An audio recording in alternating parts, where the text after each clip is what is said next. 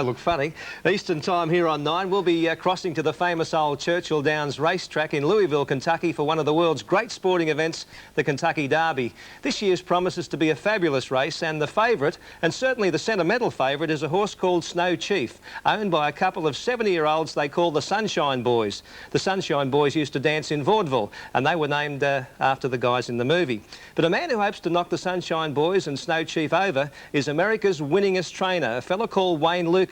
From Churchill Downs, Ray Gandolf reports. Badgerland ran second to his nemesis Snow Chief in the Florida Derby 2 months ago. It was the 4th time the Kentucky Derby favorite beat Badgerland. This is an improving horse. This is not the same horse that Snow Chief beat previously, and we're counting on that. That's not just any trainer talking, that's D. Wayne Lukas, whose horses won a record $5.8 million 2 years ago and nearly doubled that record last year. He began training thoroughbreds just 8 years ago, and he has had Kentucky Derby entries for 6 straight years. He has built an empire a whole lot faster than the Romans did. You got to believe, that exercise rider believe. And when everybody starts believing it, wonderful things start to happen. My day starts at 3:30 a.m. every day, and then we just work till we get it done. But all that sweat and all that Norman Vincent Peale positive thinking have never won the Kentucky Derby. This year, Lukas has pinned his hopes on the high-spirited Badgerland, winner of his last 2 races by impressive margins. He's the second favorite in tomorrow's race. In his way again is Snow Chief, ever the favorite, and 14 other anxious animals, none of whom is given better than a 10-to-1 chance in the early odds. If we win, we're going to high-five and live it up, and it's a, we've worked all our life to get to that spot, and we'll do that. But there's no pressure. We're loose. We are loose. If he does win, Wayne Lukas might sleep in until, 4 or 5 o'clock Sunday morning. Then back to the hunt. His goal for this year, he says, is $12 million in purse money.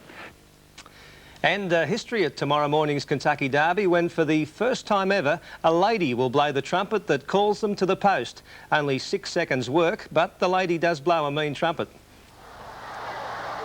Before you can have this, you have to have this.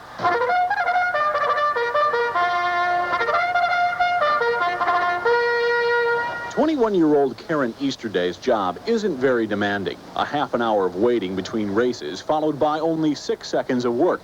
But Karen says those first 6 seconds were pretty rough.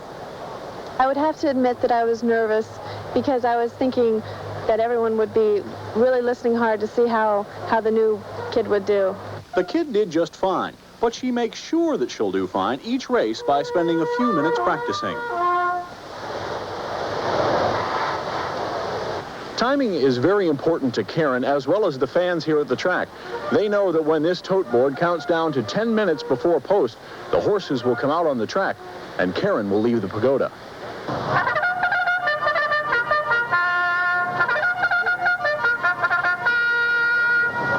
Blowing this herald trumpet isn't Karen's full-time job. She's a full-time music student at U of L. Often between races and practicing, she'll study. She's only the second bugler to work at Churchill Downs. A long time ago, they used to use a drum to call out the horses.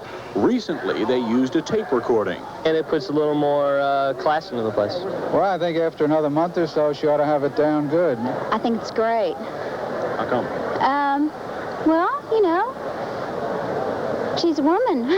Even though she's well-liked, her first Derby's going to be scary. I know it'll be difficult to stay calm, but I'm going to really try to.